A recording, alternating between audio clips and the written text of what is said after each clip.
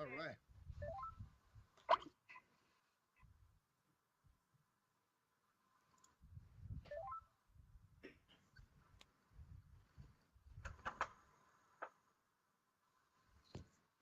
Okay. So if you're not here, raise your hand. Excuse me, James. Okay.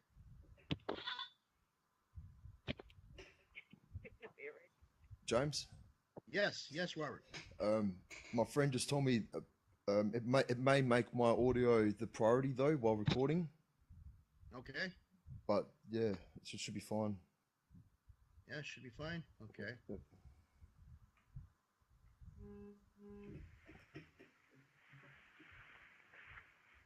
All right.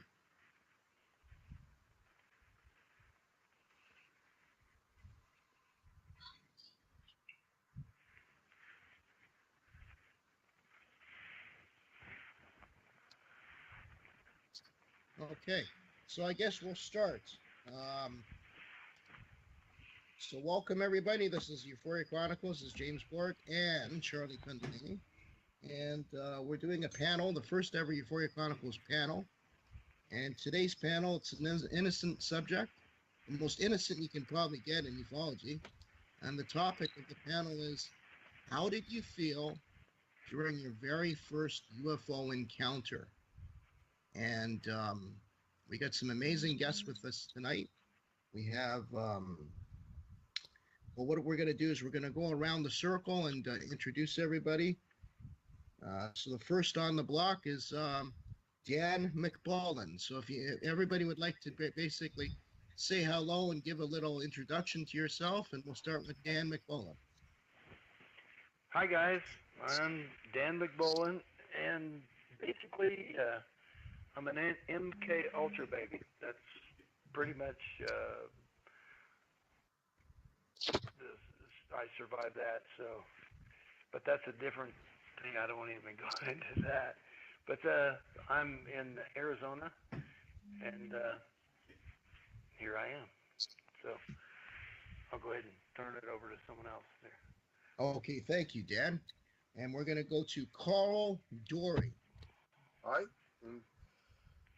I found out in 94, 95 that my ET visitors were around. They had to let me know or else I'd be going nuts. And over the years, a lot more information came out to the point. So far, it looks like it's a secret space program with a little touch of MK Ultra, touches here and there, and I'm still having more information come out every once in a while with flashbacks. But that's a very long story there too. Okay. And let's go to Ken Klingbeil. Hello, Sudbury, Canada. 63 years old. My first sighting was back when I was between 6 and 7 years old. I didn't understand much. Just thought I was in an airplane without wings. But my mother kind of guided me to the UFO team, and from there on, I started seeing them a couple of years. The last 4 or 5 years, it's been quite busy with them. So I'll pass it on to somebody else. Okay, thank you. And next on the block, we have Mr. Robert Mason. Yeah, I'm Robert Mason from Perth, Australia. I seen my first UFO when I was 14, but in 2012, I had some amazing experiences, including physical contact and having evidence of me, like an abduction, or I prefer to call it induction these days. But yeah, I've had some full-on experiences and sightings and contact and interactions with them, and I still continue to. And I hope to be able to help you all today, and hope we can all share our experiences. Okay, cool. Next we have Marcel Sefford.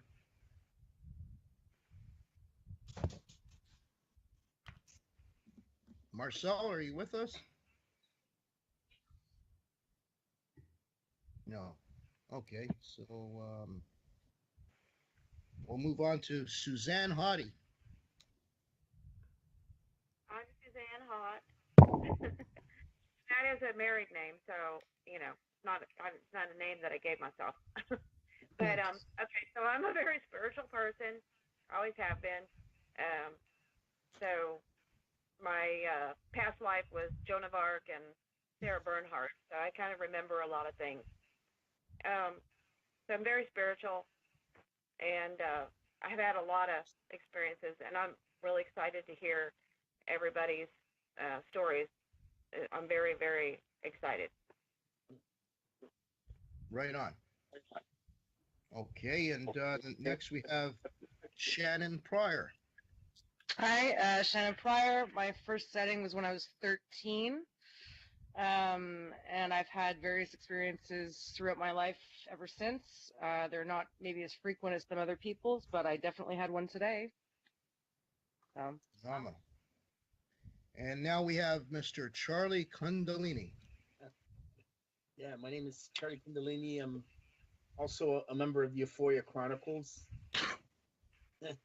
And yeah, I've had some interesting sightings and some contacts, and I'm a ufologist. Cool. Is Michael Telstar with us? No. Okay. So my name is James Borg, and I don't know. I'm a freak. Let's leave it at that. Basically, I've had many UFO sightings, and I'm wild and I'm crazy and I'm mad, man. That's basically it. So anyway, let's turn it over now. The first thing we're going to do is we're going to go into our first UFO sighting, and I see another woman there. Is that Joanna Jackman? No? Yes? No? Okay. Okay, so the first question of the day, the topic is your very first UFO sighting, how you felt during the sighting and after the sighting, and how old were you? Describe it in details, and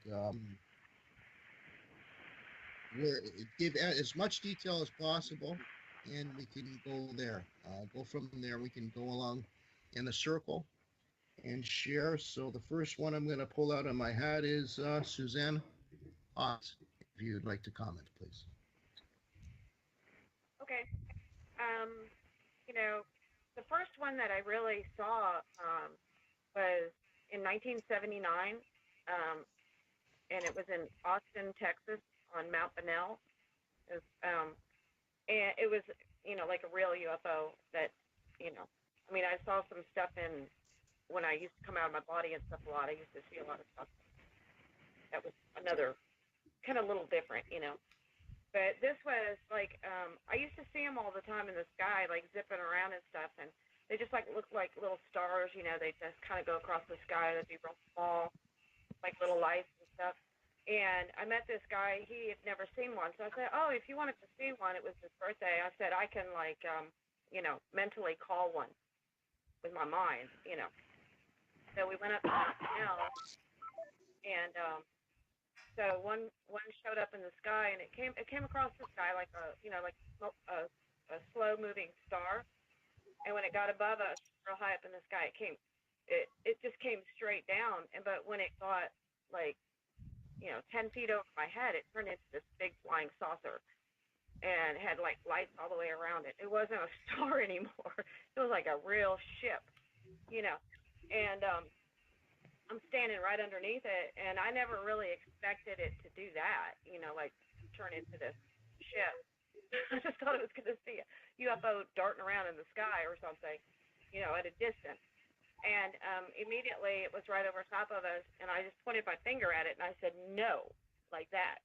And when I did, it just shot straight up like a star and just took off. Like, I mean, like instant. I mean, it's like you know, immediately took off. And so that was a little weird for me because I was like not really expecting it like that, you know. I'd heard some recently that they said that the stars are like living. So if these things are like alive, then they can shapeshift, and I think that's why people can interact with them when they like get in the ships because they it's like the technology is alive and you become part of it. That's how they fly these ships and they can change into different shapes and because they're like alive, because that's I could call it my mind because it knew same. So that was pretty much my first real encounter with a UFO. How did you feel afterwards, Suzanne? It changed my whole attitude about life and the world that we live in, and I knew that it was a little hard to like go to church and think everything just hunky dory, like like everything was like in a pretty package or something, ribbon on it, because nobody was exposed talking about what was going on in the spiritual realm, so it completely like changed my whole attitude and made me start researching and doing a lot of praying and really seeking to find out what was going on. So yeah, Okay. it kind of turned my whole life around, my whole concept on everything. Okay, cool. Okay, we're going to get on. Michael Telstar has just joined the conversation. So, Michael, are you there? Yeah, I'm here. Hopefully you can hear me better now without too much interruption. I could. If you want to give a little introduction about yourself and then maybe go right into your very first UFO sighting, that'd be great. I guess folks who may not know about me, basically I was an escape artist many years. I had my first sighting at 11 years old in Fort McMurray, Alberta. I was an escape artist for a long time and went to the Monroe Institute at 25. Took all the programs, remote viewing, tried to learn how to escape from this reality, I guess, to another one. My interest in UFOs became strong probably not until I was about 18 or 19, despite what I saw in Fort McMurray, Alberta. And they have a lot of terrific stuff up there that happens up there. Everybody knows about it. James, but most people will just say, leave it alone or it's the military. But there is no military base in Fort McMurray, Alberta. But my first sighting there was pretty cool. Okay, so what was it? Describe it. I was with the Army Cadets, and we go do these excursions in the wintertime, right, where we go out and camp out, in the freezing cold for 2 nights and 3 days. I mean, Fort McMurray is already a small town, so we go probably an hour from town, and everything is pretty well bush. We'd see a light, sometimes 2 lights dancing in the sky, and points of lights that were moving around and dancing in the sky. And we've seen a light once or twice. We've seen a light come down beyond some mountains, and I wanted to go and have a look at it and go see what it was myself, and so did a couple other kids. But the counselor said that it's the military or whatever, the Air Force or whatever, and we can't go. We'll get in trouble. I think they knew what it was too, and they were afraid. But I was really, really piqued about that. And then I had dreams because of that. I had dreams for many years of seeing these objects or lights go beyond, be in the forest and land, behind some mountains or whatever, and wanting to go to it. And I think probably in a dream I eventually did that. But I did see a lot of great lights that would dance in the sky there, stars moving all over the place in the sky, sometimes more than 2, 3, 4, moving here, moving there, and just incredible. I thought, I didn't know what it was. I thought it was, I didn't really know what it was at the time, 12 years old, but everybody said it was satellites or the military or whatever, but it weren't satellites. It wasn't the military. So it was pretty cool. I always remember that. I really like that. When I first saw them in the sky, and after that, that triggered also dreams too of seeing them in my dream, often stars dancing in the sky, and then every time as years went by, the lights were getting closer and closer to the Earth. They'd be dancing all over the place, and then soon they came closer and closer, and they eventually landed somewhere, and I ended up going in my dream to see what it was. It was a great feeling. Wow. How did you feel the night of? Like right after you had the experience, like what was your initial reaction, your mood? Well, it was the first night that particular excursion. I didn't sleep too well because of the cold. It was a big fire, but I had 2 sleeping bags, and they got wet somehow, and ended up being up all night because of the cold. But probably myself and 1 or 2 other kids, we saw these lights when everybody else. We saw the lights again when everybody else was asleep. I don't know what time this is, 1, 2, 3 in the morning, but I'll tell you, it's dark and you can really see them, and they were really terrific. And I probably, in a way, I wish I had gone towards them, but if I did, I probably would have ended up frozen to death because I don't know if they landed on the ground or not, or what would have happened. But sometimes I really wish I had gone, towards the direction of where these things looked like they were going, either landing or going into something. Yeah. And there certainly weren't planes or helicopters. We know that. Everybody knows that. But nobody would talk about it back then. I don't know what it is, what's happening up there now, but I know there's a lot of great places up there you can hide, right? What year was that? So we're talking about 1975, 73, 74. Okay. I was up there for 3.5 years, from 11 to 14. So it's a long time ago, and I love to go back up there just because of that. But of course, you don't have to go that far. But there's a lot of cool stuff up there happening for sure. Oh, for sure. Okay, thank you very much, Michael. Yeah. I'd like to hear now from Australia, from Mr. Robert Mason. Yeah, thanks, James. You're welcome. The first time I seen a UFO I was 14, and I was on an airplane, and I seen it, and it amazed me and shocked me and stunned me at the time, but I didn't get enough time to really have a good detailed look and get a good idea of what it was inside my mind. So it wasn't later on until 2012 when the night that I knew there was 3 of them, and it just seemed as though everything in my life which had happened up until then suddenly made sense, and it felt as though they represented the voice inside my mind in a way, and I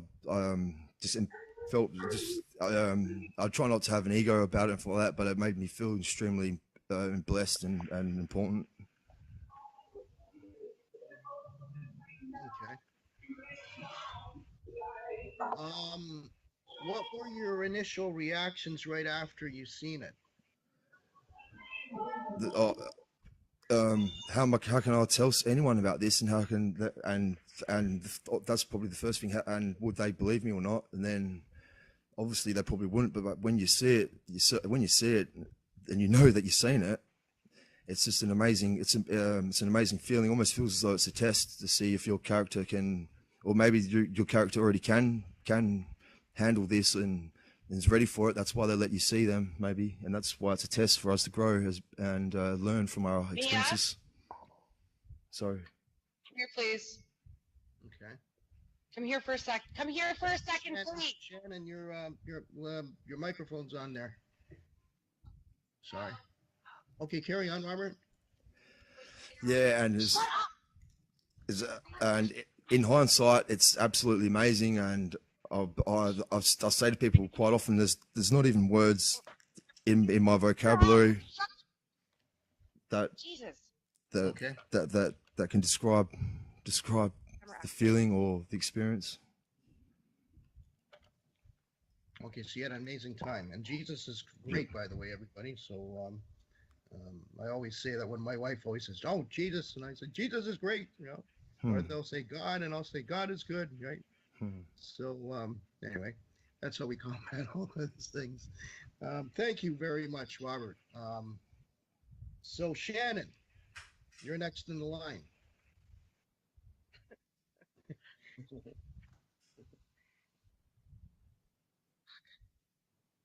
here. Shannon, okay, hello. So Come tell us, Shannon, about your very first UFO experience and how you felt and where was it and all the details. Oh, hi. I can't get the goddamn speaker on. No, it's on. You got your speakers on. Your speakers on. We just heard everything. It's not as good. Okay. First experience. Sorry about that. Thanks for the comment, by the way. Experience, I was 6 years old. I was standing outside of the house I was living in at the time. I had a bunch of girlfriends sitting inside. I went outside, and there were these 4 lights in the sky, and I stood there for, I don't even know how long it was. It's kind of like a time warp. I'm not really sure how long it was. And then of course it disappeared. I ran inside to kind of get my friends to kind of come out to see it, and of course they were kind of laughing at me and thinking I was absolutely out of my mind and all that kind of thing. And so that happened, and then I had a crazy sense of strength after that moment. I was picking up construction things on the side of the road, and it was very strange. It was I don't know if it was adrenaline or a combination of things or what it was, but I had an immense amount of strength afterwards. I remember that feeling for sure. Yeah. Wow. Yeah. How old were you again? 13. 13. And Yeah. where was the sighting? That was Northern area, Toronto, Ontario. Okay. Yeah. And you had amazing strength right after it. That's unique. Yeah, an incredible amount of strength. Yeah. Okay. Very cool. Okay, that's a unique thing right there. That's perfect. Yeah. Okay, thank you very much. Mr. Charlie Kundalini, I'd like to hear about your very first experience. Okay. So my very first experience was interesting. I was in the town of Markham with a family gathering at a barbecue. So there was maybe 20 to 30 people. And it was, I would say, dusk, maybe around 6 o'clock, 5 o'clock. There was still a lot of sunlight. And I saw 3 lights, sort of like orbs, you could say. Just nobody was really paying attention to them.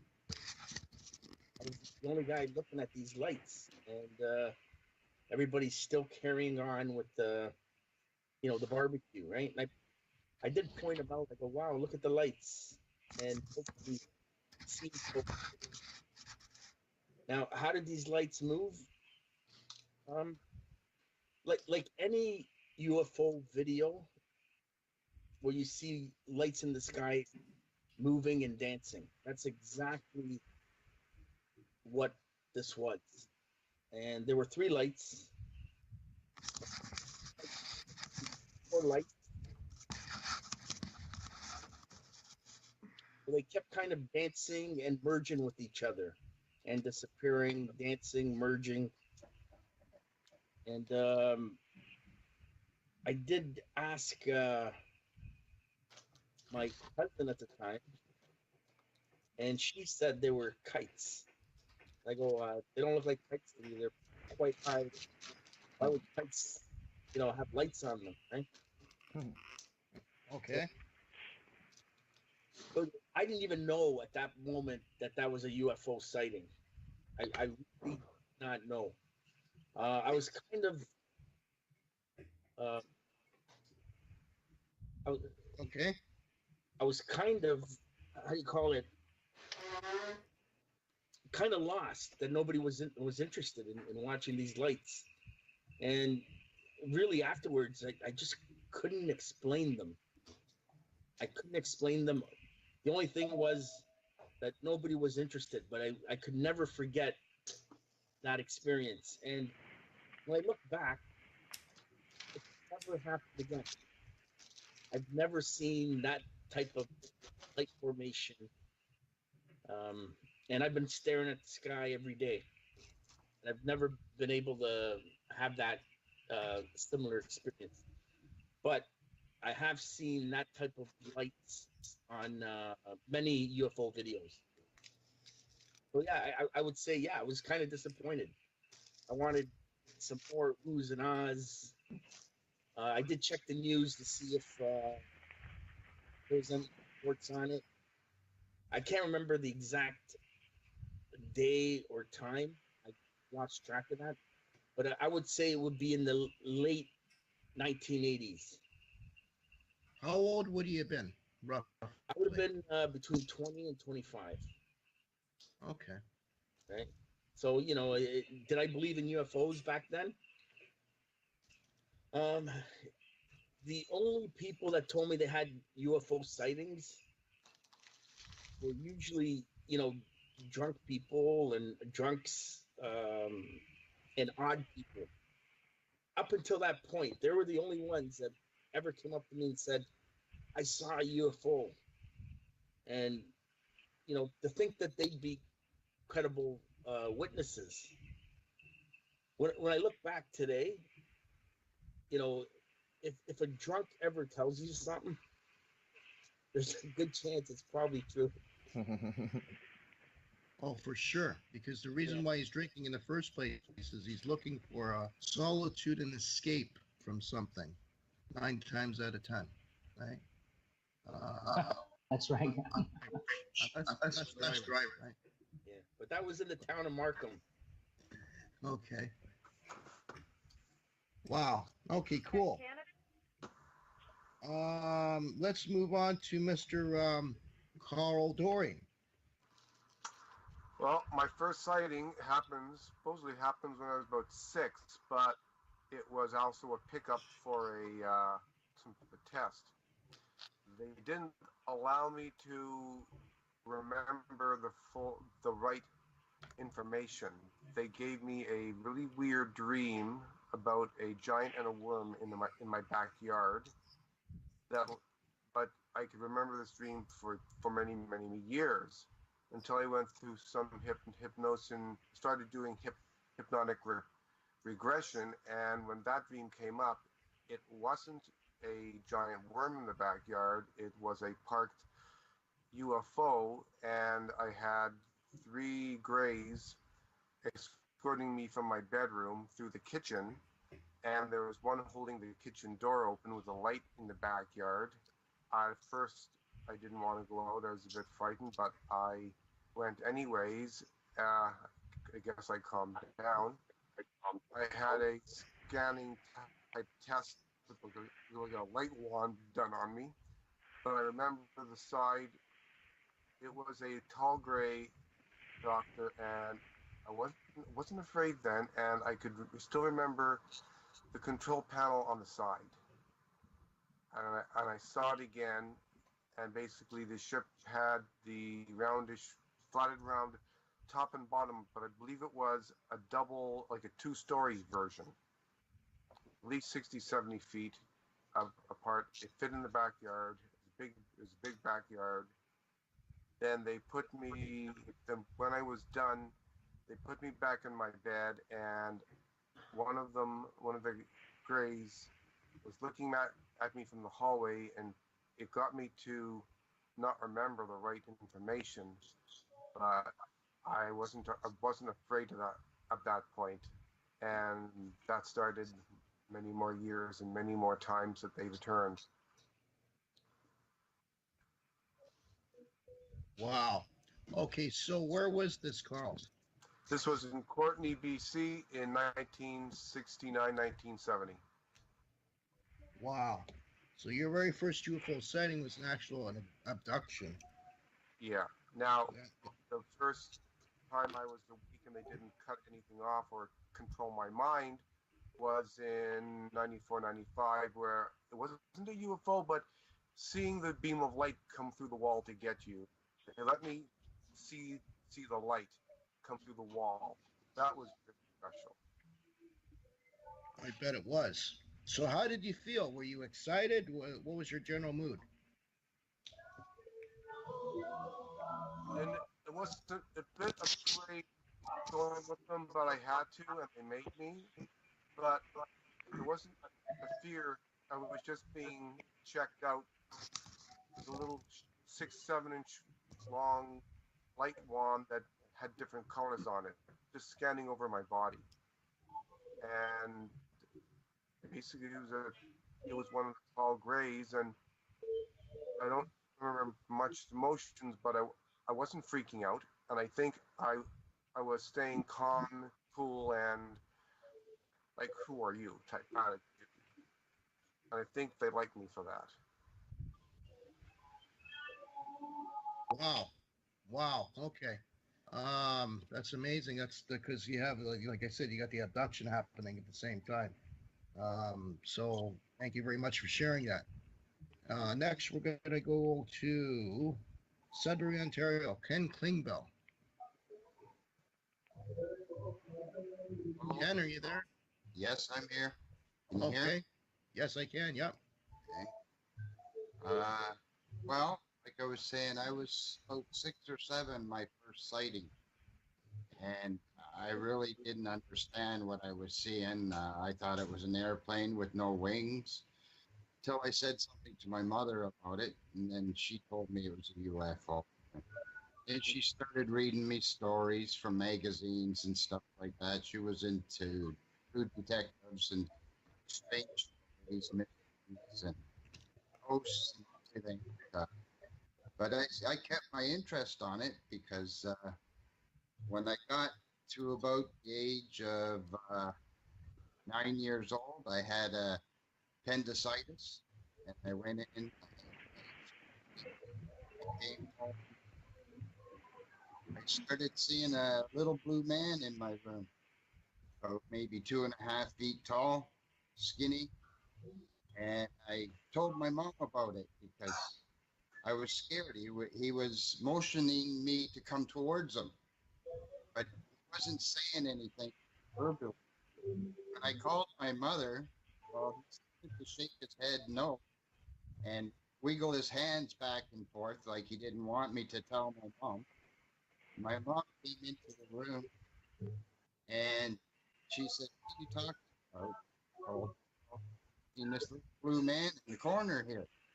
And she went and looked, and she looked behind her and she said, "Come and look, there's nothing there." She started making fun of me. This lasted all summer, and I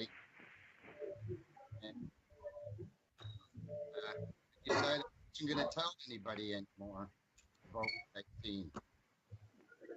And my appendix, when I had those taken out, they caught my bowels when they sewed me up. And 7, I had ruptured bowels. I ended up with gangrene, keratitis. I was good as dead. I lied in bed for 4 days like that in agony. I started to see myself inside myself, trying to climb out. So I told my mom I was dying, take me back to the hospital. Well, she called the hospital for sick kids in Toronto, and they said I was delirious, that I was dying, and to rush me down there as fast as possible. They would call for a police escort to clear the way on the way down. I spent a month in that hospital after that operation recovering, and when I got home, I spent a lot of time lying in bed, staring out the window because I couldn't move too well. I was still in a lot of pain.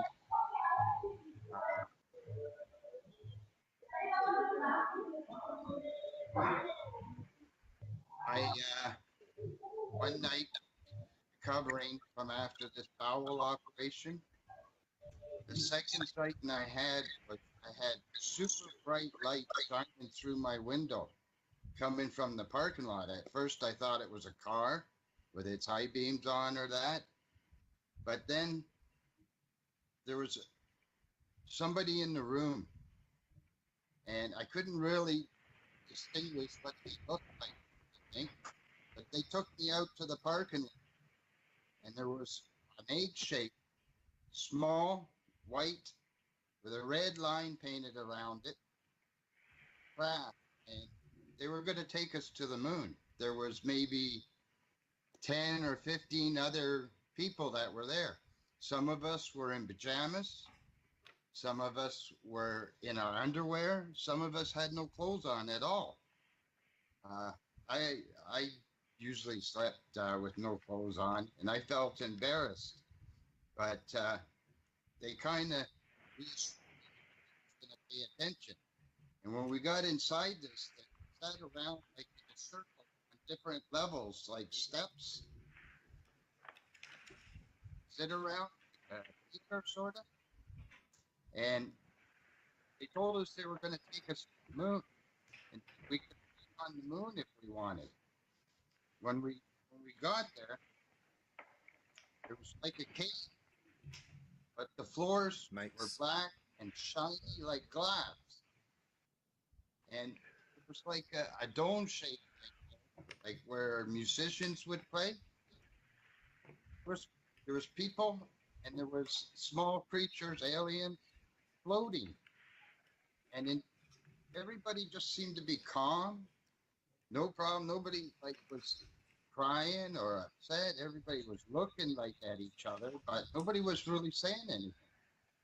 And then I was told that the doctor wanted to see me.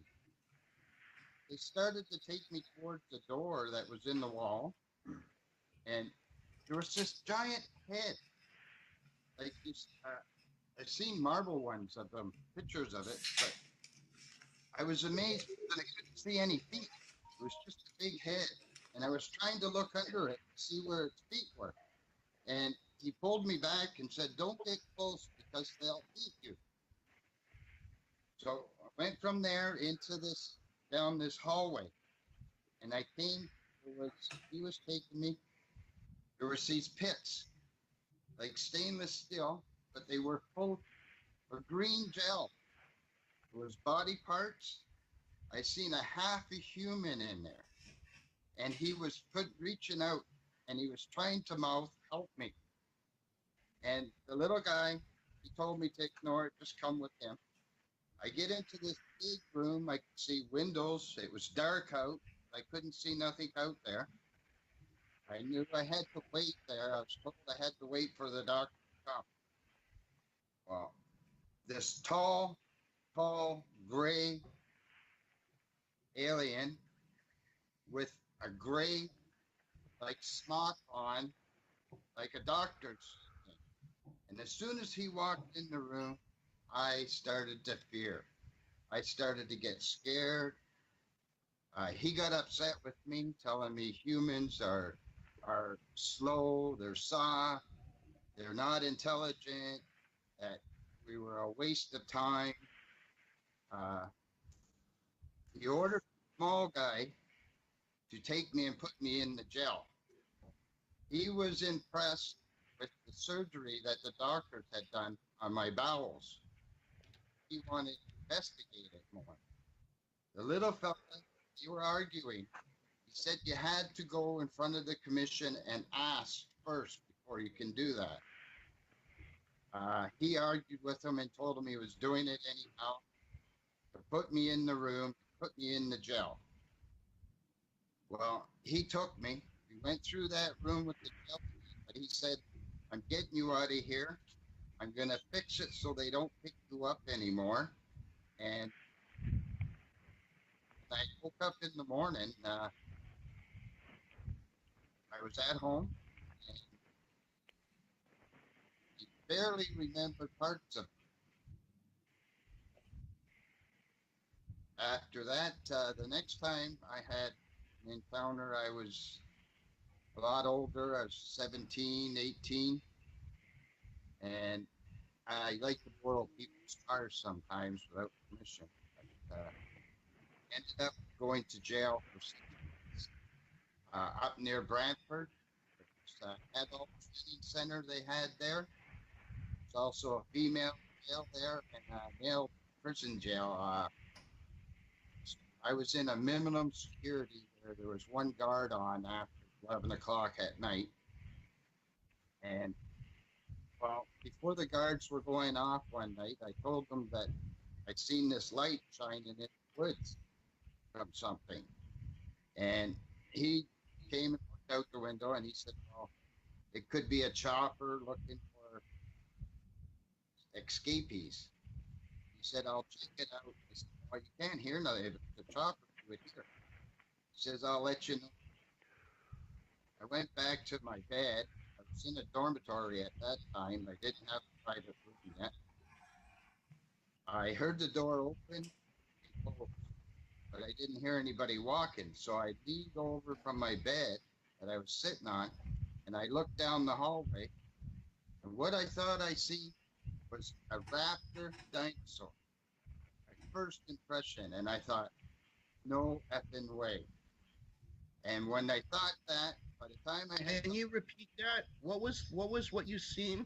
You said a dinosaur? it looked like a raptor dinosaur. Wow. The Okay. thing was, I had nowhere to run. And I thought, no friggin' way. I couldn't believe what I was seeing. And then it changed. It started to change. It looked more like a reptilian after, more human-like, with a head and arms.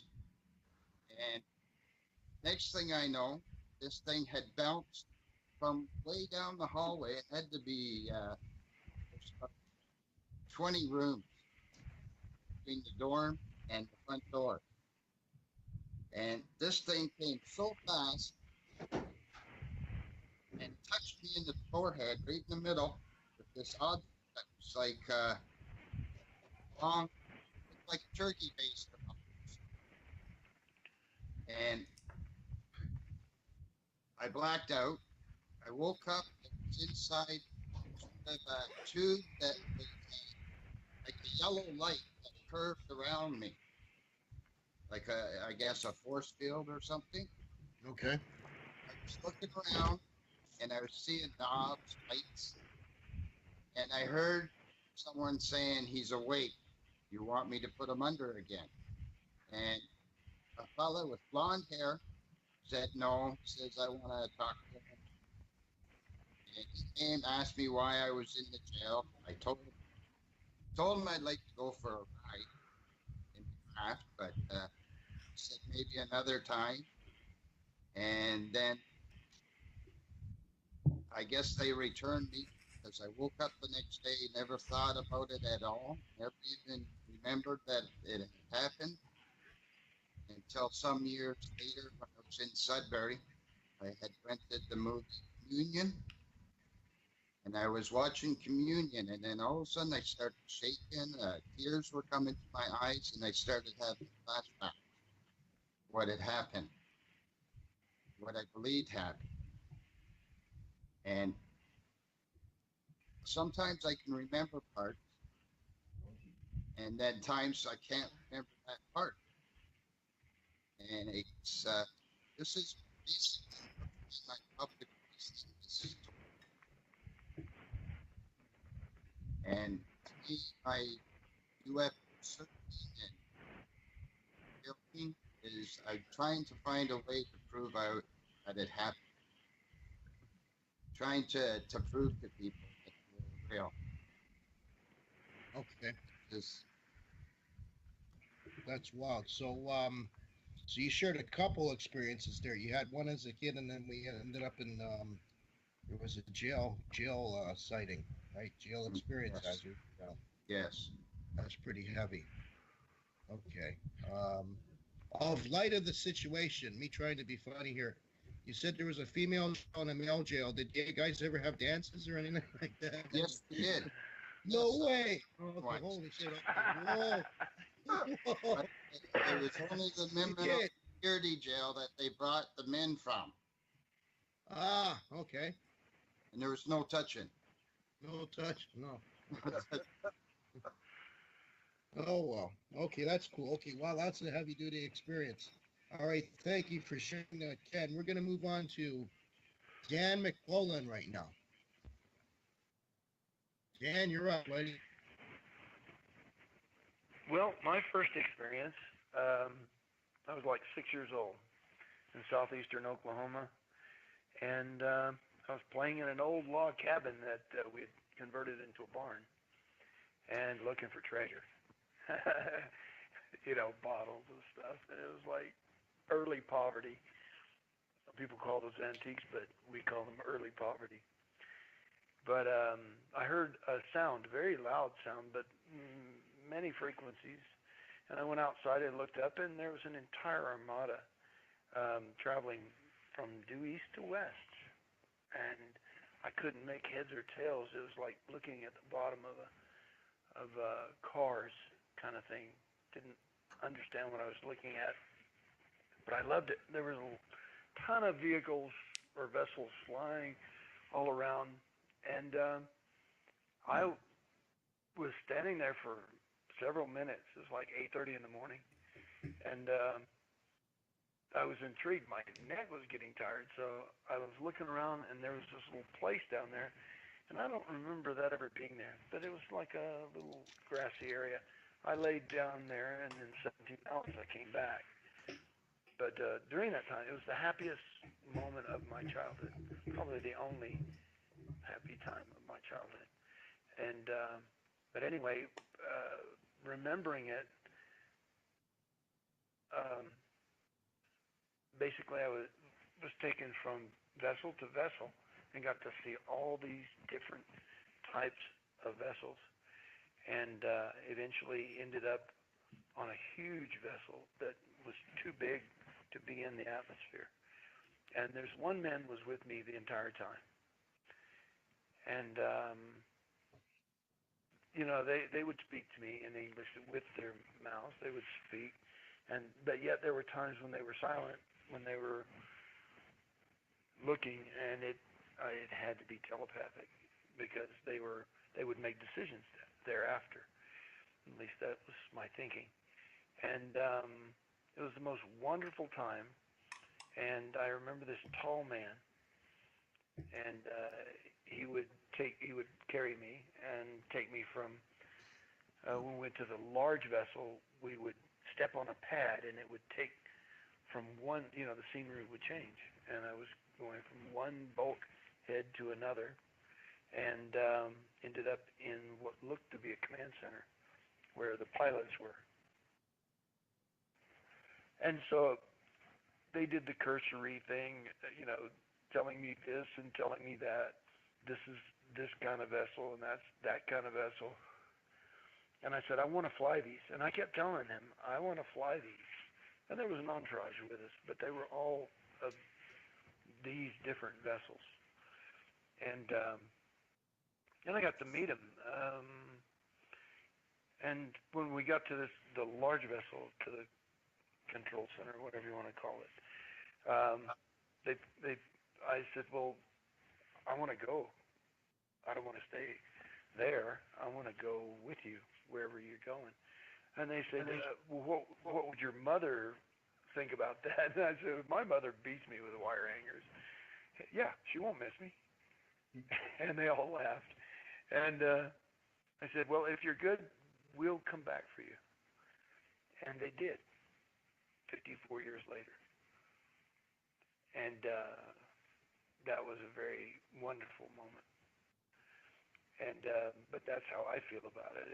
I don't even think about it as an abduction. I just didn't think about that until tonight. But I know these people. I know the man that escorted me through. One of the fellows that was on the vessel was a young boy, and he was very young. And 45 years later, he's been here for 45 years on this planet in a very strange situation. But later on, I came to understand that these people had lost a treaty. They were trying to get a treaty with the military-industrial complex. It didn't work out. So they were asked to leave.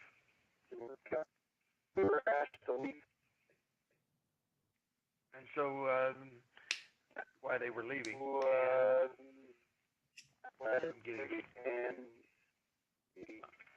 I'm having failures of equipment here.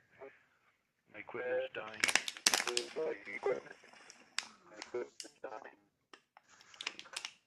I'm getting a lot of feedback.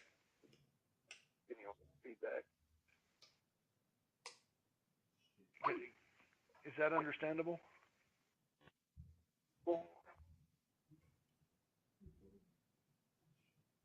I can't hear anyone. Yep, keep going, mate. You're going all right. Oh, okay. Well, I'll try to keep it congruent. But basically, 17 hours later, they brought me back, and I was running up the hill to the house, and there was the county sheriff, and my mother was livid. And that was probably the only good childhood memory I had was that, and I remembered it. My mother was angry. I didn't want to tell her about it. Sorry, Daniel. Susan needs to mute her microphone. Because I felt, I was upset because I was having the greatest time of my life, and my mother's angry. Why would you? I just didn't understand. But the bottom line is, 54 years later, they came back, and now I know who I am. It's breaking up a bit, Daniel. I think Susan needs to mute her microphone. It's interfering a little bit. Okay, Susan, mute your microphone. Oh, that's better. Okay, that's better. I think so, yeah. Okay, continue, Dan. Well, that's about it as far as the first time I had an experience. And I've been waiting, like I said, I waited 54 years for them to come back. I keep hearing my own voice coming back. Yes, I know. Susan has to mute her microphone. But you guys can hear me, right? I could. Not really. Could everybody mute their microphone if they're not talking, please? Yeah, I'm on the phone, please. Okay. So, Dan, do you know this person that you met 54 years ago right now? Do you know him right now? Yes. What's, His name is Audrey Ewis. Audrey Ewis. Okay, there we go. All right. Yes. Audrey Ewis, famous Audrey Ewis. And he was the small boy that I saw in 1963. I remember his eyes, and we talked about it, and he wouldn't admit it until I kept wondering. I said, "You were there," because he knew some of the things that happened to me. It's like, so you were there, and he goes, "Yeah, I was the guy over there with the blanket." And so, yeah, they came back. So is that how that picture became of him? The one holding the blanket? The young picture of him? It's real bad static. Susan, you have to mute your microphone. I'm sorry.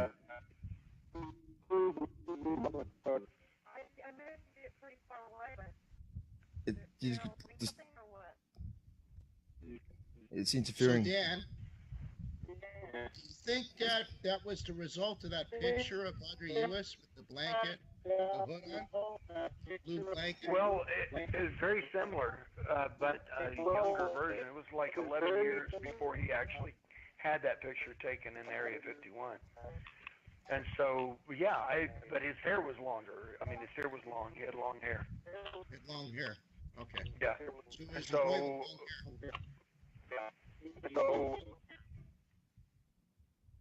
and so when he came, when he was shot down, he had a haircut.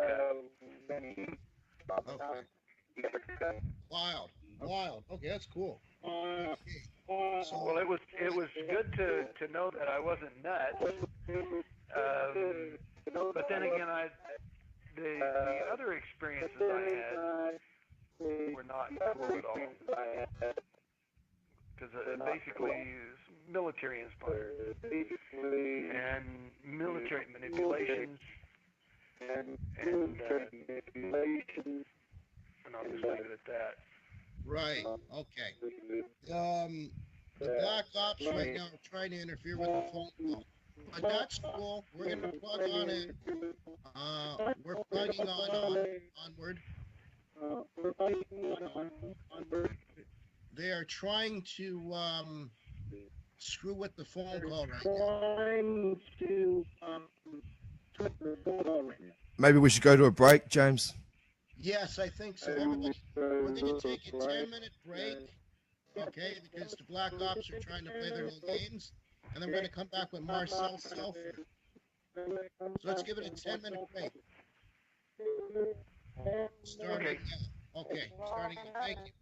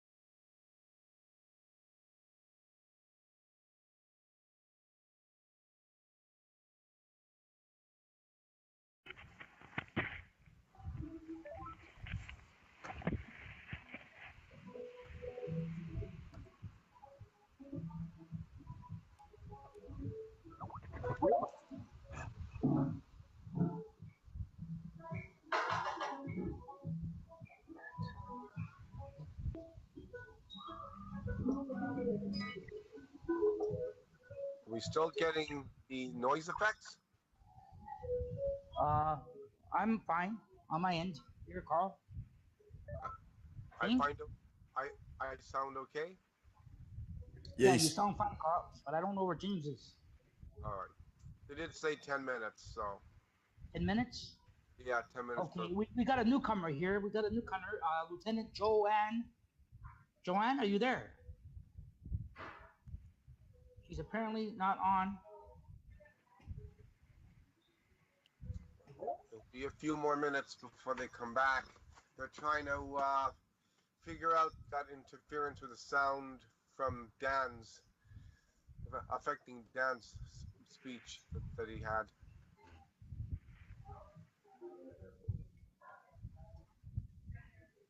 Yeah, so Carl, so I was talking about what you were doing there. Are you planning on some early retirement maybe in the next 4 or 5 years? Probably not, but I'll see if I'm hopefully going to work on a relationship. That sounds good. And if that works out, we'll see. And I'll Okay, well, I didn't thought I recognized you at first here when I came on. Basically, the job wants me there, and it's a job that there's no union, but as long as you're doing good and they like you, you can be half retired, 3/4 retired, and come back and do whatever. You just Well, that sounds good. for the jobs. Yeah, that sounds good. That sounds good. So they treat you guys good. Well, I got 4 hours overtime this week so far. There you go. Hi, Carl. Yeah. Yeah, there seems to be a bit of an echo, eh? Are you getting that on your end, Carl? Yeah. The Now echo? I was thinking potentially it's between. I know what I'm using.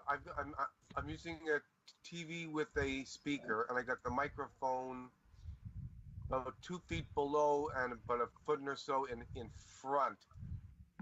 Maybe that's affecting some of these. Are you a bit too close to the mic, maybe? No, I'm about About 2 feet away? 3 feet away.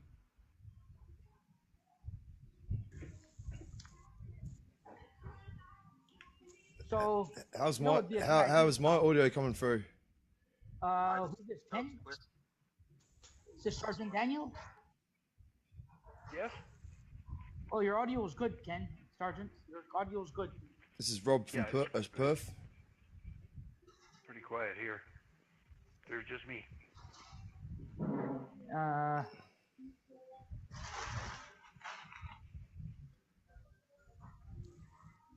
was enjoying what Daniel was saying to say. Can everyone hear me clearly? Yes. Oh yeah, can hear you. Yeah.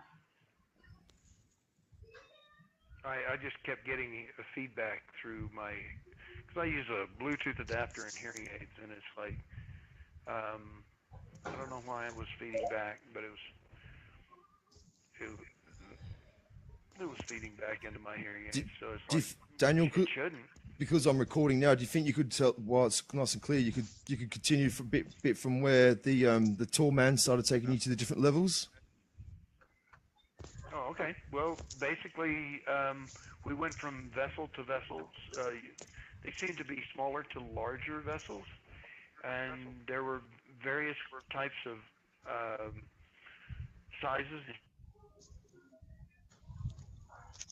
Eventually, we went to outside the atmosphere to this huge one. I later found out what class it was, and it's like 5,000 miles long, 2,000 miles wide, 800 miles high. So it's a tremendous vessel. It's got like a crew of 900. It's amazing. And so they told me that they would return, and if I was good, they gave me a cursory examination, like looking, when you're playing with a child and you say, let me look in your mouth, let me look in your ears, let me look in your eyes, that kind of thing. But they were all laughing about it, so I knew it was cursory. And they said, well, if you're good at what you do, or you're being good or something like that, but we're going to come back for you. I wanted to fly these vessels. And they said, if you're good at what you do, you will fly these vessels. But that was separate from them telling me that they would come back. So subconsciously, I guess, I've been waiting. And then 54 years later, I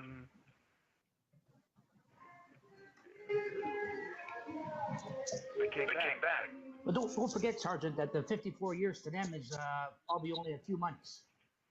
Well, they live about 1,200 years, so. That's right. So 54 years is probably a few weeks. Nothing. But to us, it's nothing. half a lifetime. It's nothing because they don't die. They do recycle, but not in the way that we think of recycling.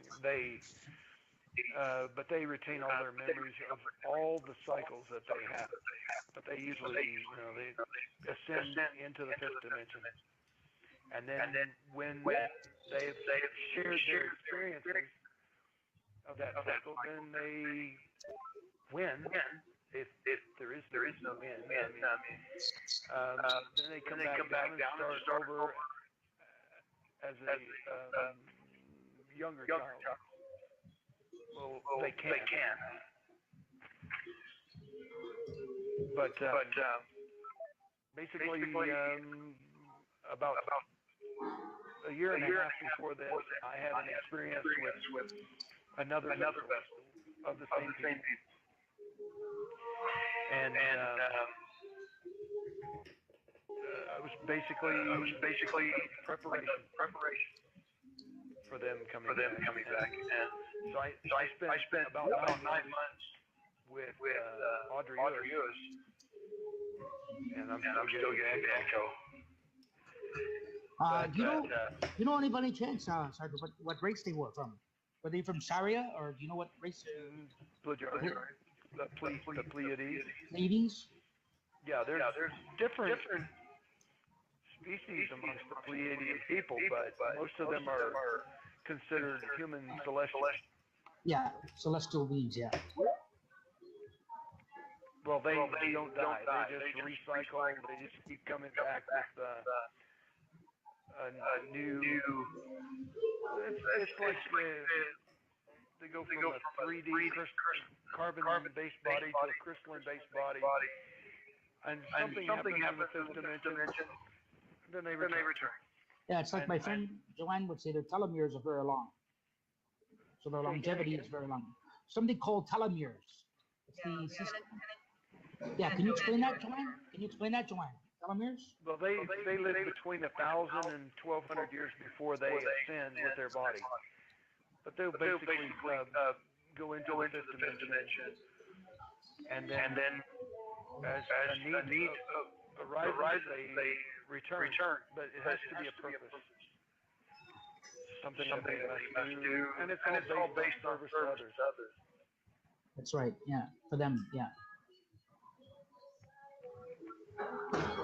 And so I learned things from that experience, and where I came from, how I belong in their family, how I fit,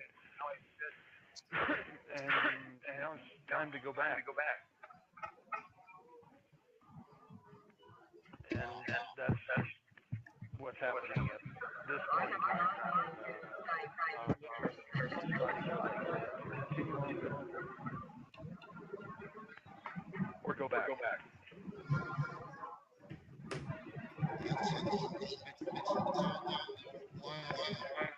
Okay, we're going to come back and that's I can't hear it anyway. Excuse me. Yeah, it's a strange sound. Everyone needs to mute their mics.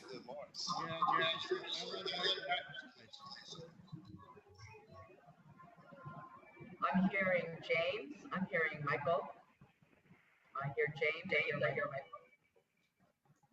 I hear Charlie. I hear James. I hear Michael. Yeah, my mic's back on. It was good.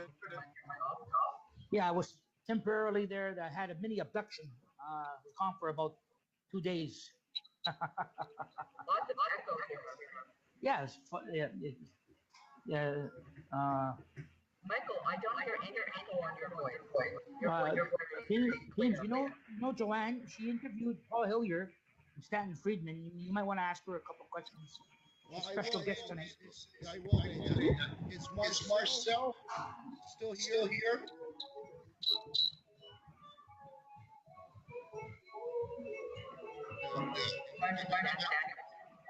Okay, I'd like to, Joanne, you weren't here at the call. Introduce yourself, tell everybody a little, and then maybe very first experience and how they might after. The floor is yours. Go ahead, Lieutenant. Sorry, I actually did the conversation here. Okay, go ahead, Lieutenant. Well, I have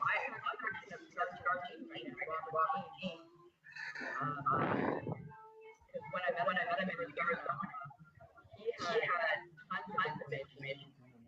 Probably all know Robert or have heard of him. I don't know until now I know like 82 or 84.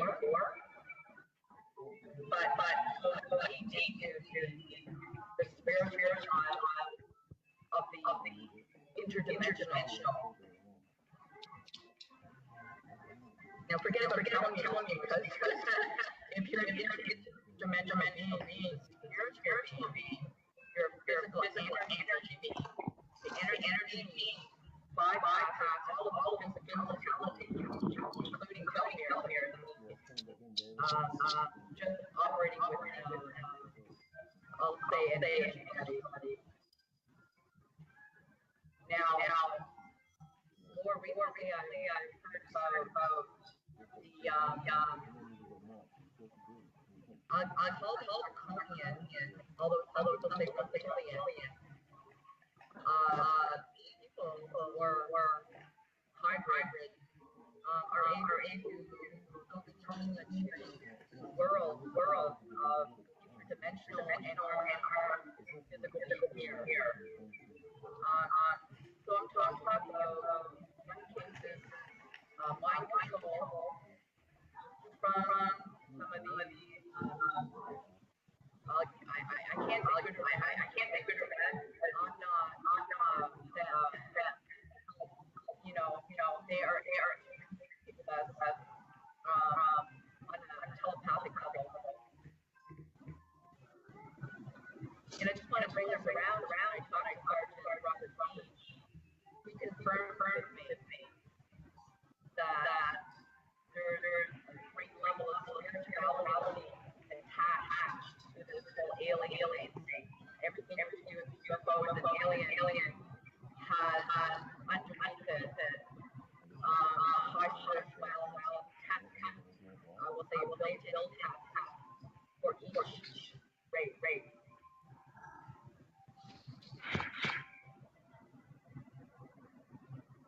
Right now, I can see my picture. I look like I'm on a spaceship.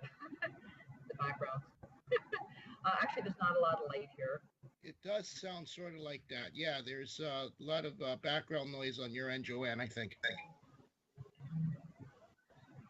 don't think I can talk. I can hear Michael very well without echo. Yeah, it's very important when you're not speaking. Mute that microphone, Joanne. Oh, I see. Okay.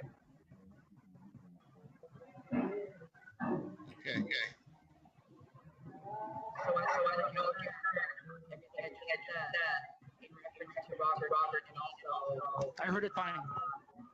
Yes. Okay.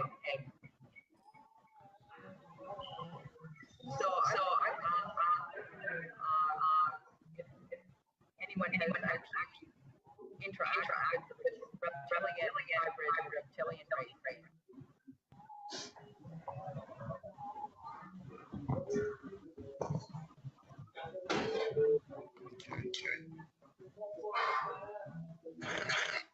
All right. Thank you. Back to Joanne. Is Marcel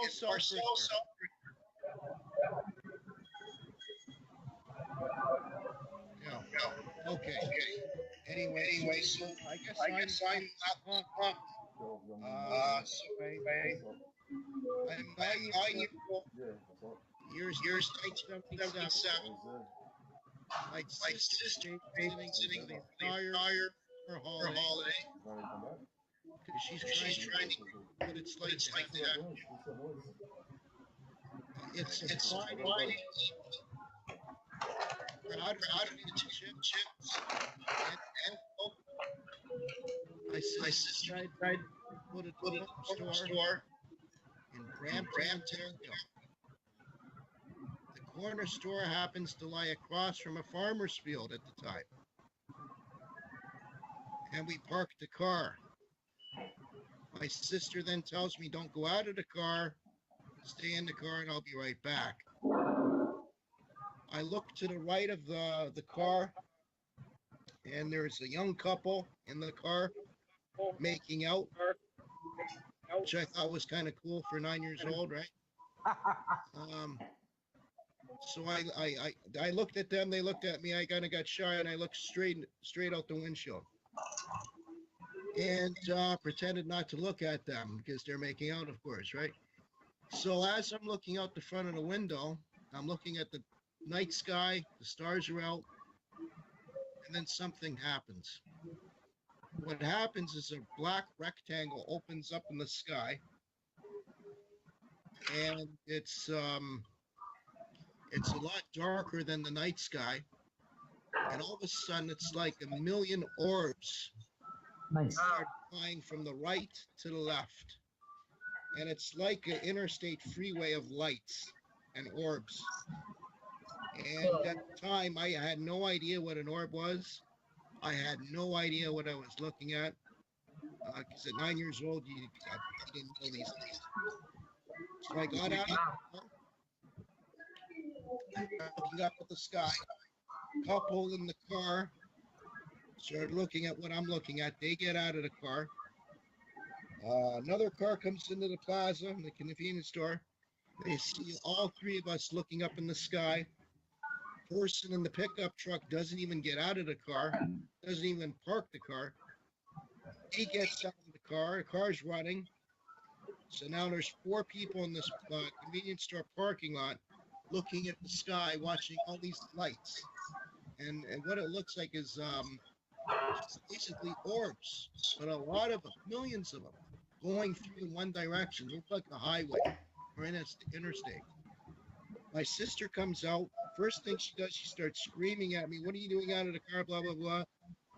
And I looked at her and I said, look up there. What's that? And she dropped her groceries. She picks up the groceries and she starts looking. We're all looking at the sky. We watched them for about 5 minutes, or what seemed like 5 minutes. And I kept on asking my sister, because she's older than me, she's 15 years older than me. I go, Liz, what is that? What is that? What do we know? I'm 9 years old here. And she said, I don't know. And then she said, come on, let's go.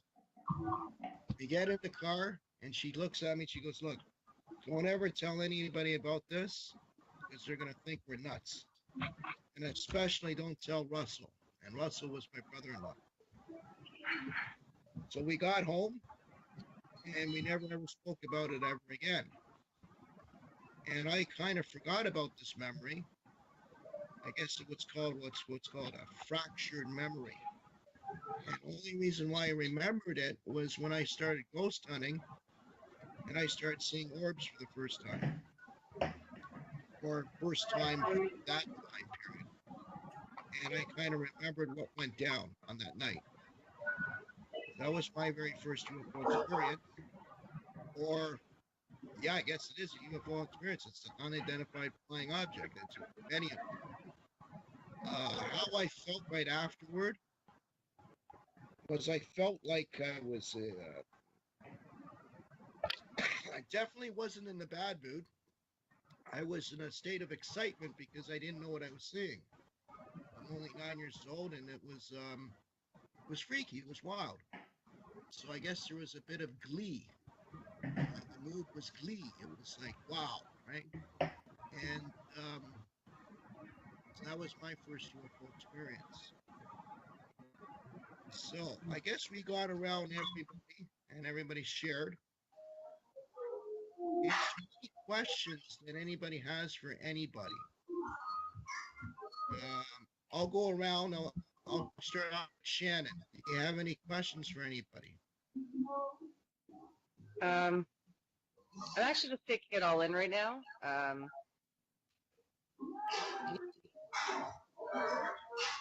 Did you want me to come back to you?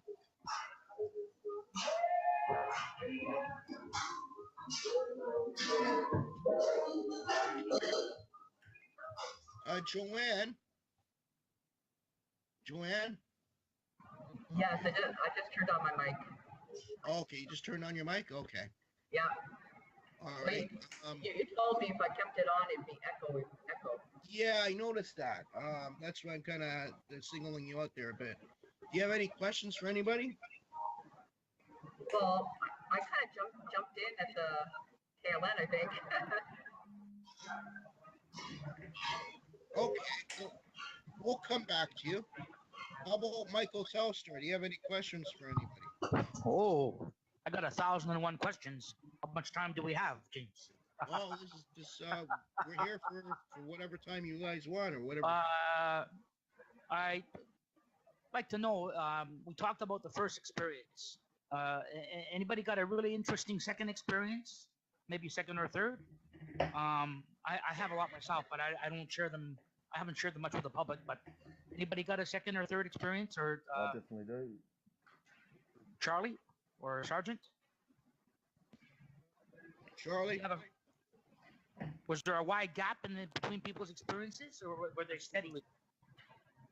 My second sighting was much more elaborate. Okay. Can you go into that a bit, Charlie? Okay. The second sighting, I actually saw the craft. Right? I saw the silver. Usually, when you have a UFO sighting, usually all you get are lights. But when you see the metal, or you see the ship or the craft, then that's really wait a minute, Charlie. That was my RV, Charlie. Sorry about that. That's really orgasmic. Just kidding. It's like when you have that type of a sighting, it's like having an orgasm. Yeah, it was pretty exciting. But that sighting was actually not too long ago. I would say maybe about 5 years ago, and it was I was downtown, and I actually looked up at the sky, and I could see the moon. Usually when you look in the sky, you, as a general rule, you kind of look at the moon, and from the moon you kind of move away or move from that end, right? Or that's your sort of your sticking point. So right beside the moon, a light appeared, and then it how do you call it? A light appeared. There's the light. Then the light disappeared. Did a figure 6, and then appeared. And then I ran outside, right? And it disappeared, did another figure 6, and then appeared. And then it did another figure 6 and appeared, and then I saw the craft. It was the size of, it was very close to where the moon was. It was actually the size of the moon, the same size as the moon, and very close or very big. Yeah, it was almost right beside it, right? I'm gonna draw a little diagram really quickly, to explain what just to show a bit of what the craft looked like. Now, the craft was actually a ball. Here. So it looked like a Death Star, right? It was very, very, very shiny, and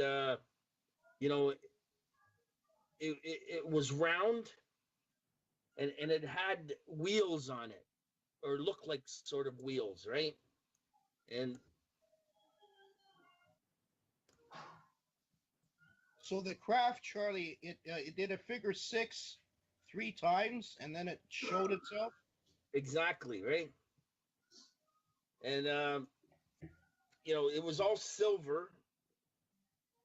It was the size of the moon, and it kind of, I don't know if you could see it, but Oh yeah. okay, there was a wheel turning this way, Okay. and on the inside there was a smaller wheel turning the opposite wheel. The A opposite wheel way. within a wheel. You Yeah. also you actually A wheel within a wheel. Exactly. And Wheels in the sky. The so wheels in the sky keep turning. That was like the ones in the Bible that were recorded. right. The chariots in the sky. Yeah. Like Enoch and Ezekiel, right? That's very cool. Yeah, that was a fantastic sighting. really 5 years ago, Charlie. That was just recent. Yeah, it wasn't. Yeah, it was very Well, recent. I wish you would have called me. I would have been right up there and met you. Yeah. I would have been there so fast with my RV, we might have got a lift from them. Yeah, I do have a witness actually. My buddy Lenny, I don't think he saw the silver craft like I did, but he did see the light. Okay. So that was at your current residence right now, then, right? Yeah, that was right in front of the hair salon actually. Okay. What's the address there? Where you live? Do you mind disclosing that address? It's 474 Richmond Street East. Did you hear that, Ken Klingbeil? Yeah. Okay. The reason why I say that, Okay. Charlie, you don't know this, but Ken Downtown. Klingbeil used to live right in your neck of the woods Wow. when he was a kid. Okay. So he's now from Sudbury, Ontario, but he used to live right around your neighborhood. And this is Ken Kimball. Ken Klingbeil. Okay. Yeah. Well, I actually, while we're talking about Ken, I just want to, if you look at Ken's picture, right? You see to the right of his neck. Okay.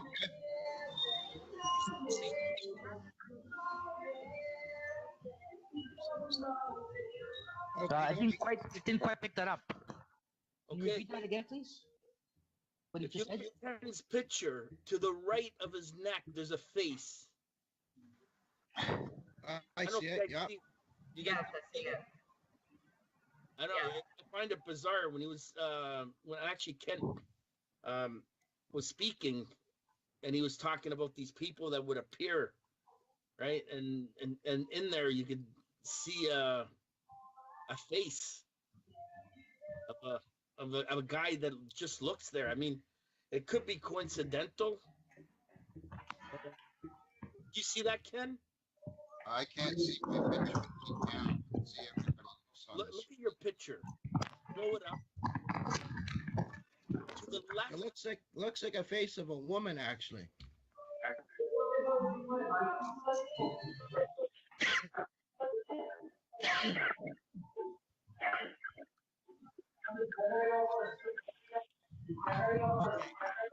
I think Michael Telstar's morphing into something here too. I don't know if you can see that. Ladies and gentlemen, I'm out of mic here. That's my RV. That's just a picture of my RV right there, folks. Okay. I just got a new one. Okay. So okay, I guess we're talking about the UFO sightings, the second UFO sightings we had. My second UFO sightings, my third and fourth and fifth, there weren't anything special. They were just basically a light in the sky, looked like a starlight, and this went on for the next 20 or so years. Maybe even more, maybe 25 years. And a lot of times I kind of ignored them because up until I was like 35, I was into the sex, drugs, and rock and roll. That was my whole life. And that's what I did, and that's what I played, and that's how I rolled. So I wasn't really looking at the sky, and but there were a lot of paranormal things always happening to me. But it was probably the sixth one that was the big one. And that was at the cottage, and that happened with my wife, my newlywed wife, and there was about 11 witnesses. The cottage was in McKellar Lake, Ontario, and it was ironic because we had a lot of guests at the cottage, and we were having a sighting, or at least I was seeing the sighting, where I was tracking these lights over the lake, and I was tracking them for about 3 to 4 hours. And no one seemed to bother about it except for me, but it was like I was hypnotized by it. And my neck was so sore from looking up at these things. I had a stiff neck.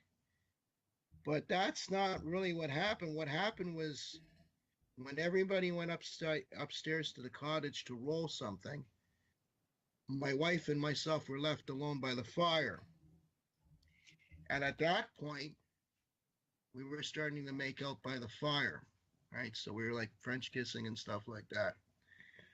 And it was then that this neon green, egg-shaped UFO, and it had a brown chestnut brown window, hovered in above us. Okay? And we didn't hear a thing. All right? It was totally silent.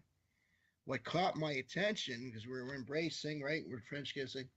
So it was from the tops of her eyes, we seen this glow, this glowing neon green glow.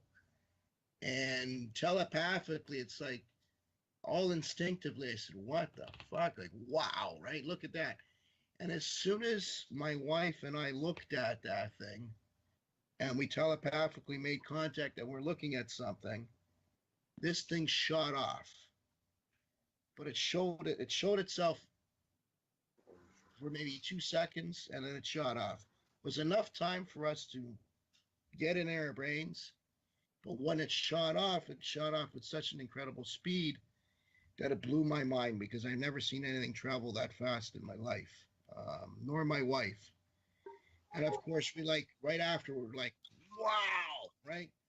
And this was like at midnight. And when we went, wow, of course, everybody in the cottage started coming down, and they missed it. They all completely missed it, right? Except for me and my wife. And was an amazing sighting. And if I recall, that later on that night, because we heard about the next morning, a lot of the people were freaked out. They were hearing things all along the like outside in the cottage. We slept great, but our guests didn't. They were a little bit freaked out. And but that UFO sighting again for me was like a wow experience. But it was an egg-shaped craft, about the size of a Volkswagen Bug, Volkswagen Beetle car, about that size, a picture flying in the air, but egg-shaped and neon green, which was pretty phenomenal. And the thing about that one is you can take a cigarette pack and you can fling it and you can hit it. That's how close. So that would be to this day the closest UFO sighting I've had without actually going in one. So that was pretty remarkable for me anyway. That was the big one for me. And from that day on, I was a ghost hunter at the time. And took a couple years later, I said, you know what? Because we start seeing UFOs on our ghost investigations. And I made the decision, well, you know what? This is more fun than ghost investigations. This is more or less the real deal. And I gave up ghost investigations and took a little hiatus. And then when I came back as a ufologist studying UFOs strictly. And that was amazing. Ken, you've had a couple UFO sightings in Toronto before you went to Sudbury, correct? Yes. I'd like to hear a couple of them since there are quite a few of us from Toronto right now. Well, one that really impressed me was I was living on Eglinton out by Markham Road, and there's some train tracks there that cross over a bridge, and they head out into the country. And I was awake one night, and I was looking out the window, and it sounded like a train was coming. It was rumbling, and it sounded like a train. But what came by was a big blue round ball of flame, and it was following the tracks exactly. But it was no train, and it was such a beautiful sight to see this big ball of flame like flying maybe about 20, 30 feet above the track. And that was really impressive, that one. The egg-shaped one was a little strange, but it was a different color than yours. The one I seen was white, and it had a red stripe around the center of it, going around lengthwise. But one of my most exciting ones I had was here in Sudbury in 2012. I seen a red object zipping around, flying back forward, and then instantly coming back, and then jerking off to the right and then to the left. It was bouncing all over, and I seen it started coming back the way it came, sort of, when I first started watching it. And I thought if I went outside, if it came up between the little valley there of the hills, that I'd have a perfect view to record it. So I go out there, I start recording it, and then all of a sudden, like a green light came on. Everything around me turned green, like as if I was looking through a pair of night vision glasses. I heard a voice saying, "Don't move." I felt like I was surrounded with memory foam. It wasn't hard. It was a real cushiony feeling, but I couldn't move. And I kept trying to force my head to look up so I could see what this craft was doing. And as I was looking up, I seen it was flying over my apartment where I was living. And out of the corner of my right eye, I could see two other objects coming real fast and zipping, a lot smaller. And one was long and white, and the other one was like just a little red ball.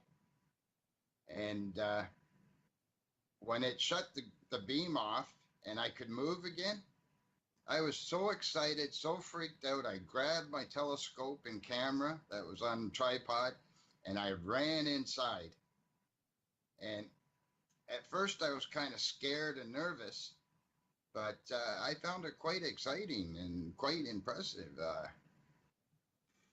To me, it was where I was totally awake and totally aware of what was going on, and it was happening to me, like right in front of me. Wow. Ken, I want to actually commend you, because as a fellow ufologist and a person that's also filmed a couple UFOs, we all know, even Carl's done that, and Charlie's tried. So, and Robert Mason's done this as well. Robert Mason's got another good one too. You try to get them on film, and sometimes, with your luck of the draw, either you don't have a camera handy, or it just happens so quick, or for whatever reason, you can't get a good picture or video. I got a couple minor ones, but yours, wow.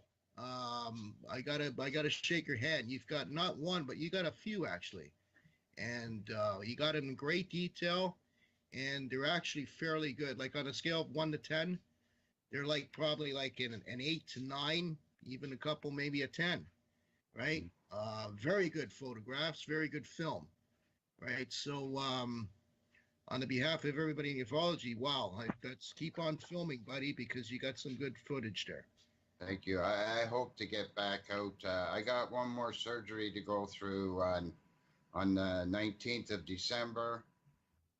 And my son is going to be in his apartment finally, and I'll be alone for a while, and I'll have the time to get out and record and that. I don't have a car, so, but I'd like to, if anybody knows the Sudbury area there, Frood Road and LaSalle Extension would be an excellent spot to be sitting, watching, and waiting.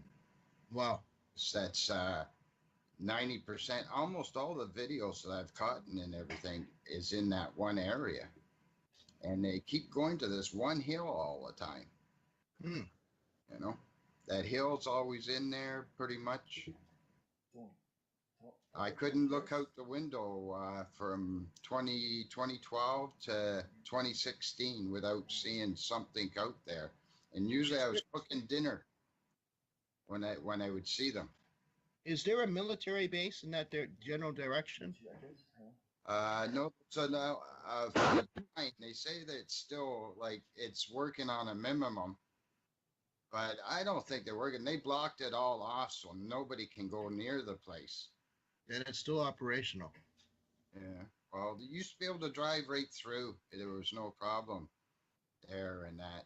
And they one day they just turned around, slapped down these 8-foot tall concrete blocks across the road at one end, and then at the other end they put up a big 18-foot steel gate.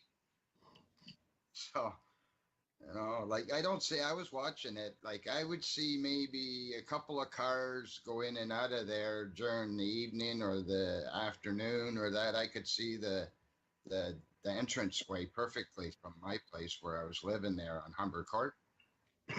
And okay. It didn't look like it was really working. Never seen too many dump trucks or loading trucks come out of there. Just they must have something there, Ken, because I've been in the mines there. Actually, I was offered a job to work there, and I should have went for it, but my wife didn't want to move there. But I met an exec there at Inco, I think it was. I think it's Inco, or at the time of I think it was Inco. And, well, we went on the mines, we went down, and I studied the mines, and it goes down like at least 5 miles deep and wide. So it's like a beehive down there. It's like a honeycomb of tunnels and stuff like that. They got like 30,000 miles. Oh, maybe not that much. I don't. They got quite a bit of tunnels there in Sudbury, and it wouldn't be that hard because of what they have down there to put. And I'm just gonna come out and say it: a silo there, a military silo, a nuclear bomb, a missile, right? And I wouldn't put it past them, because don't forget Canada had NORAD. And in the 80s, the States, Reagan was pressuring Canada to do a lot of things. And also in the 80s, the mine in Sudbury was closed. I don't know if you remember that. They closed the mine down. And usually when they close a mine down, they're doing a couple things. They did. And I remember they said it was renovating the mine, right? So it's the perfect excuse for the military to go in there and install a military apparatus in there, right? And that could be a possibility why the UFOs are in that area, right? Because there's something nuclear there. Really like that one hill there. I'll tell you. Yeah. Although there you go, it's a hill, right? Photographs of crafts hovering around that area. I got orbs that were there. I got ones that are look pretty large at nighttime, and the whole side lit up with lights. Yeah. And like I said, Reagan, I remember the 80s, right? So we had Mulroney in Canada, we had Reagan in the States, and then they're good friends and everything else. But I remember Reagan always talking to Canada, saying, well, we got the military and everything else, and you got nothing basically, which is true. We really didn't. We don't have a military. That, you know, it's kind of laughable. But he was saying, look, you got to spend more money on the NORAD, and like I said, the mine closed right after. It was in that time. Yeah. And the military does a lot of strange things like that, right?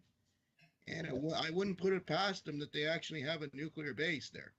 They also have underground laboratories here. They have the snowflake, the Katrina thing, measuring, was it gamma rays? A big glass ball or something that they fill with water and they photograph. It's about 2 miles under the ground. It's about how far the gamma rays enter the earth, and they measure it. But they also have labs they rent out to people, so who knows who's working on what under there. Yeah, that's just it. And another thing that's about Sudbury, Ontario, there's a bit of a prick guy. I'll say it on record. He is a bit of a prick, and you got to watch this guy, everybody. And he is DARPA. His name is Michael A. Persinger. He's a scientist. He works at Laurentian University. Michael Telstar probably knows him because of his remote viewing. I know him. He teased me one time. He put a video out with my name on it. And that was probably to get my attention. Anyway, he was famous for, he was famous for inventing a helmet. And the helmet he made records your thoughts and memories. So I could have a memory, it could get recorded. Charlie could put it on and have my exact same memories with feelings and everything involved. Sight, smell, taste, everything, the whole 9 yards. They actually made a movie about it that starred Christopher Walken, and it wasn't Communion. It was called Brainstorm, and it's about this helmet. It's also known as the God Helmet, and like I said, Persinger's name written all over it, and he's in Sudbury, Ontario. Oh, yeah. Oh, yeah. Oh, yeah. And he's a real prick. I had two the Voyageur newspaper from Montreal. Okay. Wanted to do an article on some of the UFO videos I got. They sent 2 of my early videos to the Laurentian University, the planetarium place there. Yeah. They checked it out, and they said that, well, these UFO videos nowadays are easy to fake, but this didn't appear to be fake, and that he called it an unusual phenomenon occurrence. And to me, I accepted that as he was calling it a UFO. Right. Wow. Okay, so let's take it to Australia. Mr. Robert Mason, I want you to basically tell everybody what happened in 2012 to you, buddy, because that was pretty phenomenal. That was like, wow, man. Yep. So, Robert. Yep. Explain everything to the guests here in the world. What happened to you, buddy? Yep. Thanks, James. Well, in hindsight, I realized they were preparing me. They singled to the point where that night they singled me out, where me and my boss were in the car and we're both watching what was going on. The 3 UFOs, or the 3 massive bright lights, and they were obviously UFOs, and they were bouncing around, changing shapes, disappearing, making formations in the sky. Like people say, they were dancing, and then 2 of them went together and they started like what I would call kissing. It looked like they were like just vibrating, like really frantically, and like kissing and blue. It looked like they were all 3 of them were orange, but when the 2 that were joining together, there was like blue. It looked like blue static electricity between like electricity bolts between the 2 of them. As that was happening, the 3rd one was flying out of our like away from our planet, off out into out the atmosphere into space, and I believe that one was sending a signal out. I'm not sure, but maybe sending a signal out to something else that was out in space, and then it's come back around, and they were looking at us, and then at that point, we drove away. And we ended up at this park. We ended up at the sports complex. And I was driving on my friend's car, and I was looking out the window the whole time, and I crashed into a wooden pylon. And so I've jumped out the car, and he's got in the car to move it. And at that point, I've taken about 3 steps, and I've looked up, and there was a massive, bright, metallic blue, purple. It was underneath of one of the crafts, but because it was a different color, I'm not sure if it was it might have been the thing that was communicating to out in space. But anyway, and that was about 1 meter away from me, and like the next following day, I just felt the urge, because I had such a close experience. I was so happy, and I was literally buzzing from the experience. I felt as though I wanted to feel them physically as well, like a physical touch from them. And then so 2 nights later, when we went along the path we had gone 2 nights before, and we hadn't seen them, and my friends who were in the car with me, they were losing their morale, and I was starting to lose morale until we got to the top of this. We went to this mine site, like a rock quarry, and it's got really high security, like you were saying, James. The security at this place is ridiculous. It's like over the top. I'll go into that a bit later on, though while up there, because my friends were annoying me because they weren't showing much interest in what had happened 2 nights before. I got out the car and just wanted to get away from them, just wanted to get away from everyone. To tell you the truth, I wanted them to come back and get me and take me away.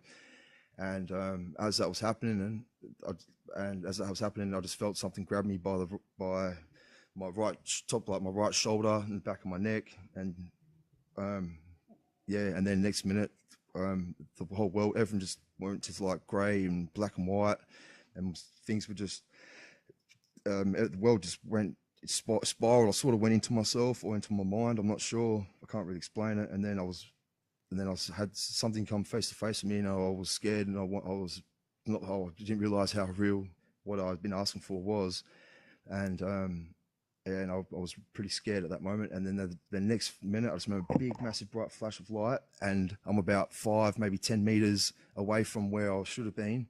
I was facing the opposite direction, and I was now back in front of the car with my 2 friends in the car, looking at me with like their mouths hitting the ground, just going, what? And I was angry, and I was like, why? I only thought there was one photo was taken of me, and I was like, what are you doing? Bloody! I was angry. I was like, don't take photos of me. Get in the car. Let's go. And and later on realized that what had happened, and then so it was one thing telling people that know me from my past and my life that I'd seen UFOs and had a close encounter experience, and all this other stuff that I probably don't have time to get into right now.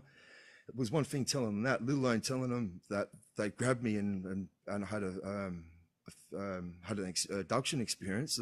Took at least a year and a bit for me to actually be comfortable and confident in speaking to people about that. And and it's just escalated. Like since then, I've started communicating with them through drawing pictures in crop circles. I'll give someone else a chance to speak now. Thanks, James. Thanks, everyone. Not a problem. Thank you very much for sharing that. Shannon, did you want to elaborate more about your experiences? No.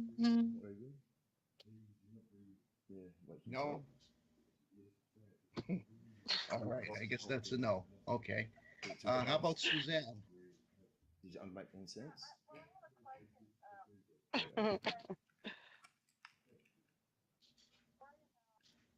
Okay, Suzanne, you're going to have to turn up the volume, actually.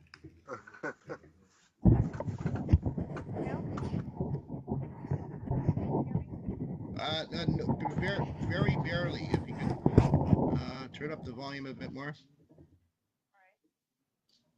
Now can you hear me better? A little bit better, yeah. If you can go up a little bit more, that'd be even better. Is that better? Or what? I don't know. Is that better? Yeah, it's better now. Yeah. Okay. Okay, so I have a question about the experience that I'm not sure who was telling the story about when they were on the ship and they were trying to make an agreement with the industrial complex and they failed. What was that exactly? Okay, that was Dan McClellan, Okay. and that was the Palladians were trying to make an agreement with the military-industrial complex of the United States of America, Okay. and that was the agreement that didn't happen. And they actually sided with the Greys. What side was? And the Americans sided with the Greys. Okay. But they were offered a choice by the Palladians, and it should have been done. And I guess admirals with small dicks didn't do that, right? They influenced Eisenhower to say no, and we're in this UFO with alien abductions and torture and Dulce and reptilians eating humans and bases on the moon and Nazis on the moon and everything else. We're hearing this big shithole. And that could have been all avoided. So that's what Dan was talking about. Okay, so that was Dan. Okay, yeah, because I was curious about the experience by the United States, and that would have been under Michael Aquino, and they rejected what you're saying with the Palladian. What you're saying? Okay, can you say that again? Okay, so the military-industrial complex, who is United States, which is run by Michael Aquino, and so what I was saying is, you're saying that they rejected the Palladians, so that United. I remember. Do you remember there was a situation that occurred in California where it said that Obama was shooting down Palladian ships over California? Do you remember that about 3 years ago? Not really, no. And the event you're talking about, where they rejected the Palladian offer, happened basically 1950s. Okay, so that's way before Michael Aquino. Michael Aquino in 1969 was a partying hippie and wasn't even in Satanism in that year. So he wasn't even part of the army, from what his documentary states. So it wasn't Aquino at all. He might have been with DARPA and worked with them in past, but at the time we're talking about, he had nothing to do with that. So that was somebody else, not Michael Aquino. I just want to clarify the facts. All right, so it was like about 4 years, maybe 3 or 4 years ago, there were reports from people that said they were reporting for the Palladians, and that there were UFO ships that were, well, they didn't shoot them down, they were shooting at them, but they missed them, is what the story went. And that was over California.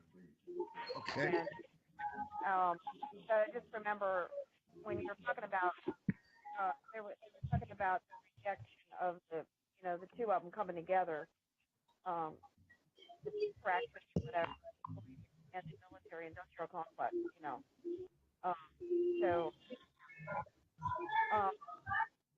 yeah, that's it.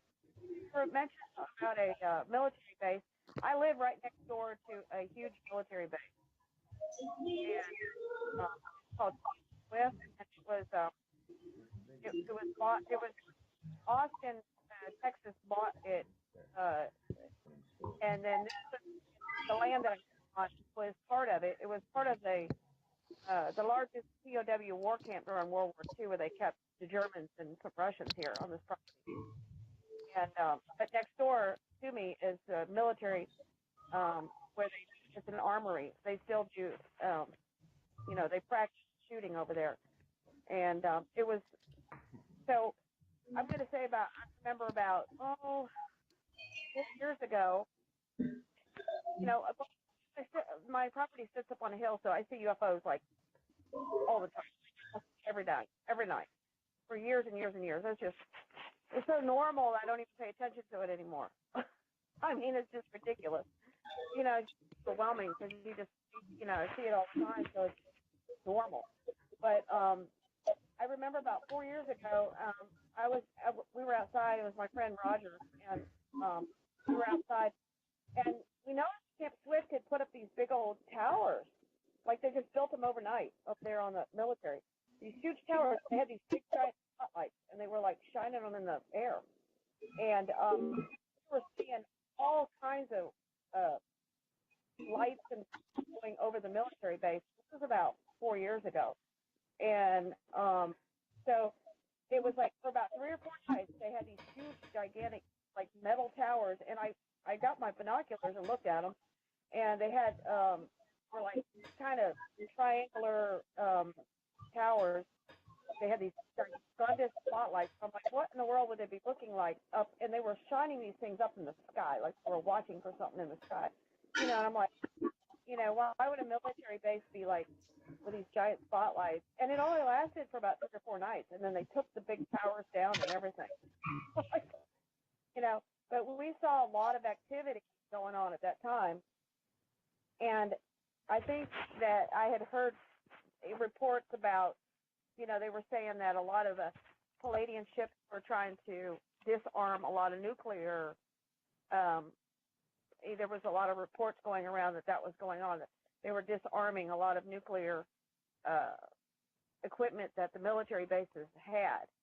So maybe they were on high alert. I don't know. But what we noticed for